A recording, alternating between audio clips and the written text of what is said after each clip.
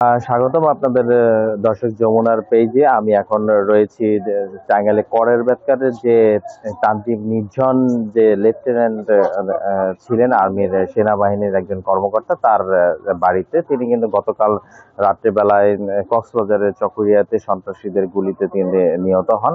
আমি সেই বাড়িতেই রয়েছি। তার বাড়ি হচ্ছে টাঙ্গাইলের করের বেতকার যে এলাকা, সেই এলাকাতে আমি তার বাড়িতে এসেছি। যে তিনি কিন্তু অত্যন্ত মেধাবী একটি ছেলে ছিলেন এবং সবাই কিন্তু তাকে, এলাকার সবাই কিন্তু খুবই ভালো বলতেন। এবং আপনি আরেকটি বিষয়ে আপনাদের জানিয়ে রাখি যে সে কিন্তু বিন্যাসিনী স্কুলে এবং তার পরবর্তীতে পাবনা ক্যাডেট কলেজে লেখাপড়া করতেন এবং লেখাপড়া করার পরপরই কিন্তু তিনি পাবনা ক্যাডেট কলেজ থেকে 1919 সালে আর্মিতে জয়েন করেন এবং আর্মিতে জয়েন করার পরপরই তিনি কিন্তু অত্যন্ত মেধাবী এবং দেশপ্রেমিক হিসেবে কাজ করে যাচ্ছিলেন। এবং তার যে গতকাল রাত্রিবেলায় যে সন্ত্রাসীদের গুলিতে তিনি নিহত হন এবং নিহত হওয়ার ঘটনার পরপরই কিন্তু তার এলাকায় যে শোকের মাতম চলে আসে। এবং আপনারা দেখতে পাচ্ছেন যে এলাকার যে মানুষজন তারা কিন্তু চলে এসেছে এবং তার যে লাশটি সেটি কিন্তু এখন পর্যন্ত আসেনি এবং সেটি লাশটি একটা 5 মিনিটে টাঙ্গাইলের যে হেলিপ্যাড রয়েছে, হেলিকপ্টার যোগে, সেনাবাহিনী হেলিকপ্টার যোগে তার লাশটি আনা হবে। এবং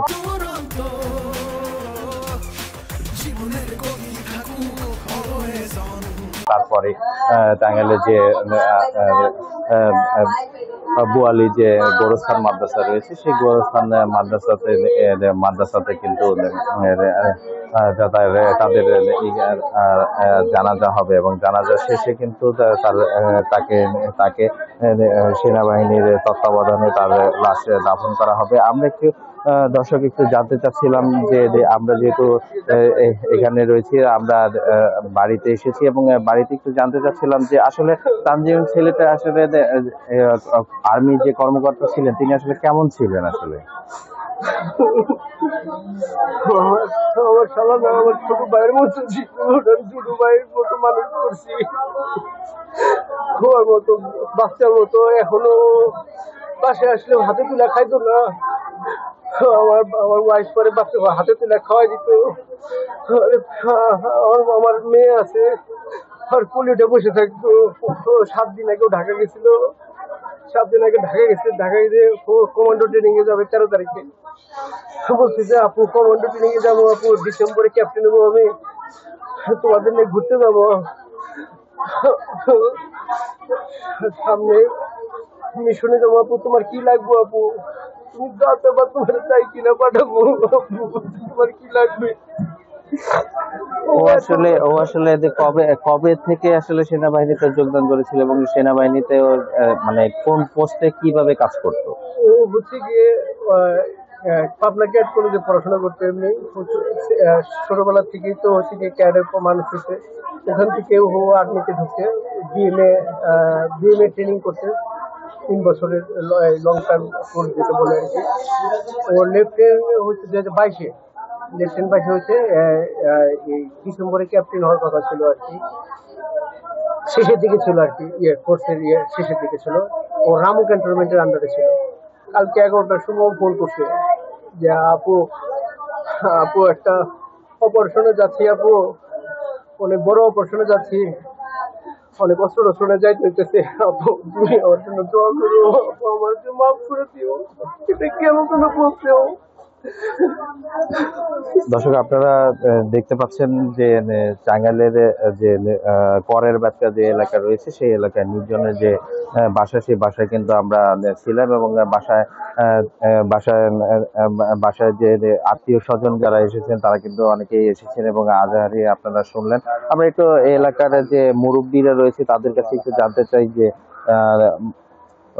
তাদের কাছে জানতে চাচ্ছিলাম যে এই যে নির্জন আসলে কতটুকু দেশপ্রেমিক ছিলেন আপনার কাছে? দেশের জন্য জীবনই দিয়ে দিছে, আর দেশপ্রেমিক কতটুকু ছিল আপনারা বলতে পারেন?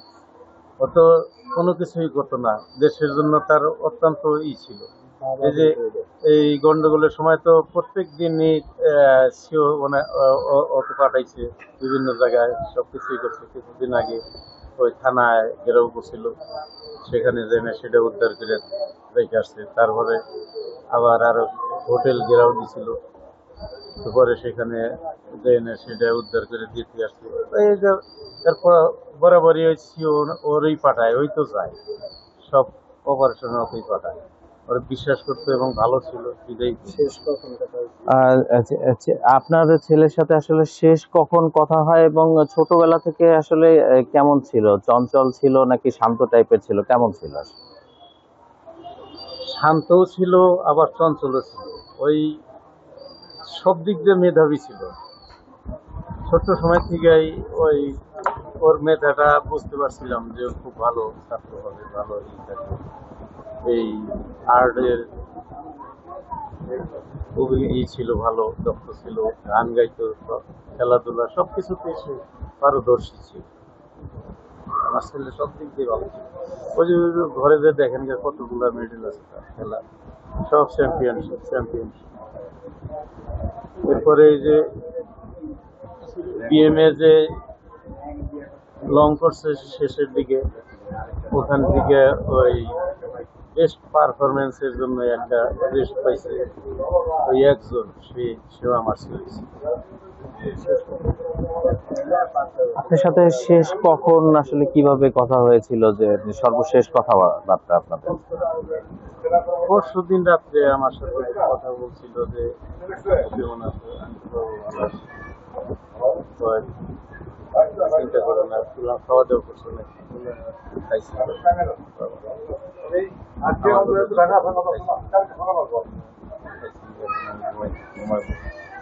এই শেষ কথা। কালকে আমার সাথে কথা নেই, কাল প্রতিদিনই রাত্রে কথা হয়। ওর মায়ের ফোন দেয়, ছেলে না দিলে ওর মায়ের ফোন দেয়। ছেলে যদি কোনো ব্যস্ত থাকে ফোন না দেয়, কিন্তু মায়ের ফোন দিব, একবার ইয়ে না থাকলে আবার দিব। কালকে কথা বলছে, আমি একটু ঘুমাচ্ছিলাম, আমার সরকারের কাছে কি কোনো ধরনের দাবি আছে আপনাদের? সরকারের তরফে সরকারের কাছে কি দাবি করবো আমি? তো আমার তো কিছুই নাই, আমার তো একমাত্র উপার্জন কম, ছেলেটা হারাইলাম। এরা যারা ঘটনা ঘটাইলো তাদের তো বিচার অবশ্যই চাই, তাদেরকে বিচার করো, আমি যেন দেখতে পাই।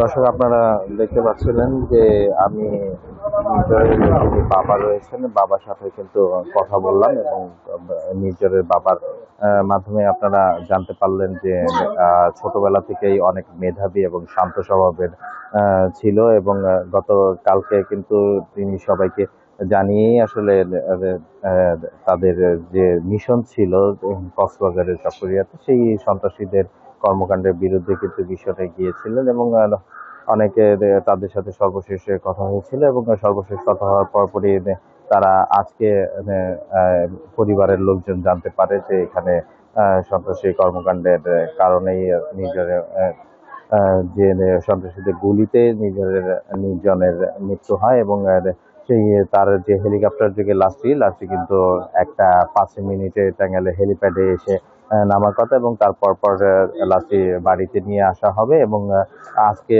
বাদ জোহর এই টাঙ্গাইলের যে বুয়ালি গোরস্থান মাদ্রাসা রয়েছে, এতিমখানা রয়েছে, সেই এতিমখানা মসজিদ মাঠে জানাজা অনুষ্ঠিত হবে এবং তারপর সেনাবাহিনী তত্ত্বাবধানে কিন্তু দাফন করা হবে, এমনটি জানিয়েছেন পরিবারের সদস্যরা।